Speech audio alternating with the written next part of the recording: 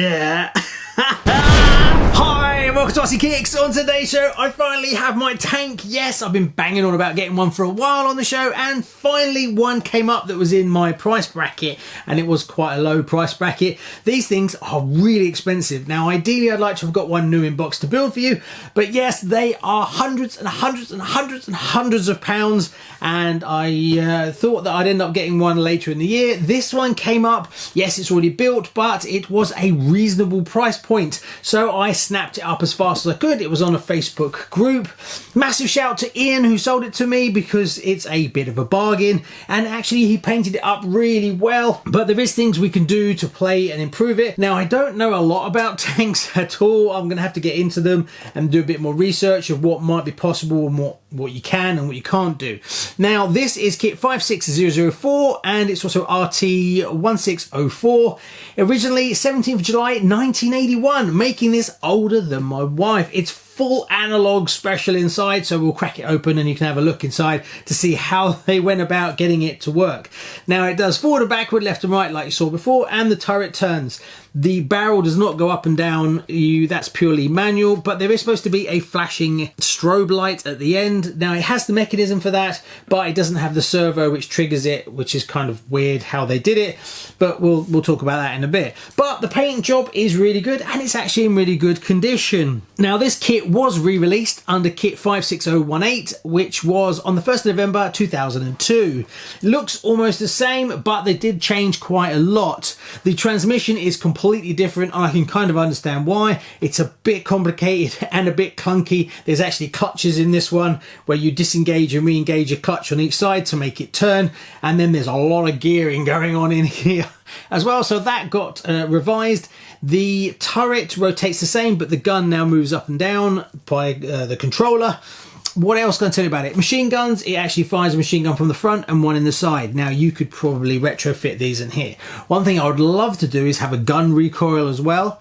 This doesn't have the sound unit in it as well, but we'll come on to that in a little while, as that's something I'm definitely going to look at, trying to see if I can get some kind of sound unit in this, as well as if I can get the barrel to move up and down would be also pretty cool. Now, I saw in the re-release you can actually do that, so whether I could ever get hold of that mechanism and fit it into the tank, I honestly don't know.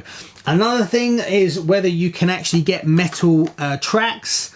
Ian did say that they were made at one point, but I'm guessing it's going to be super difficult to find them.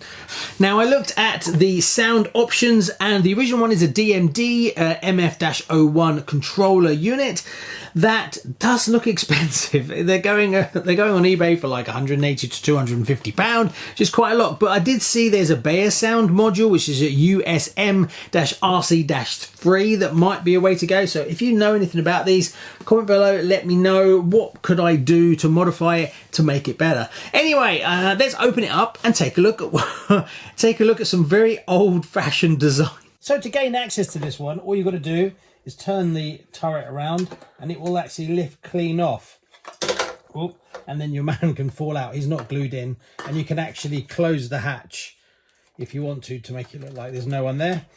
Inside here, basically what you've got is the button that's pressed to make the flash come from the barrel. Very old school. It's basically a strobe mechanism inside. There's a switch, and you have to put additional batteries in here, which means you've got to take it out to change the batteries. I'm not sure if that works or not, but it's complete. The servo that actually triggers that by pushing this up, I don't have. So I'm not sure if I can reinstate that or just change this. I don't know. We'll see. Well, maybe I'll restore it and put a servo in it and get it working. Apart from that, the barrel just moves up and down. Very basic, but there's plenty of room, so whether it's possible to attach a servo into that or whether I can get the mechanism or not, I honestly don't know. Now, to get into the tank itself, you have two screws that I've removed here, and then all you do is you put your hand in here and then you lift and take the lid off, and that's basically what you've got. Now, if you come down and have a look, very basic. There's Now, I do have the mechanical speed controller, so I could reinstate that. Currently, that's just the 2S LiPo. Also, this is another battery which does the power for the turret rotation. And that's a bit of a jerry-rig, so I'll probably need to sort that out. It needs to be 4.8 volts. So the connector's obviously not quite right, but it does work.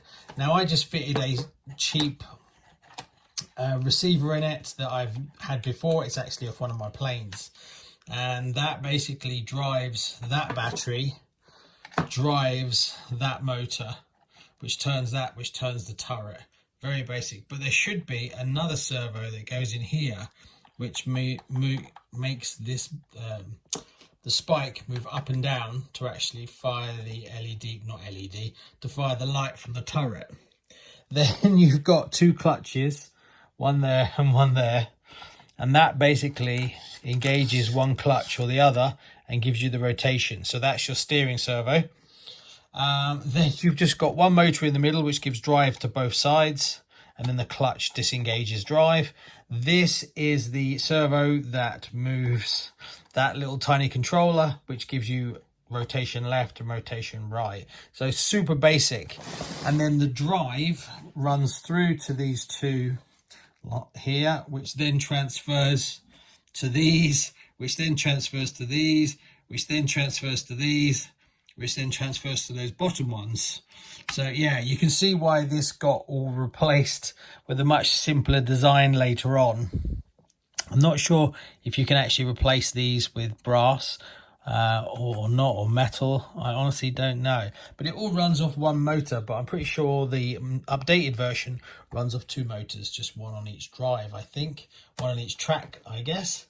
There's an electronic speed controller in here as well. So I don't know, let me know what you think. Should I restore it back to vintage electronics, or should I modernize it? I honestly don't know. That's basically what you get, and the whole chassis all the way through is a big lump of metal. So there's a first look at my Tiger tank. If you've got any ideas or parts or any upgrades for this, comment below, let me know, reach out to me, as I'd like to see what I can do in regard to adding more functionality, adding more sound, improving the running gear or anything like that. Anybody who's done any modifications, any recommendations, let me know in the comments, or contact me at gavinevans@rckicks.com.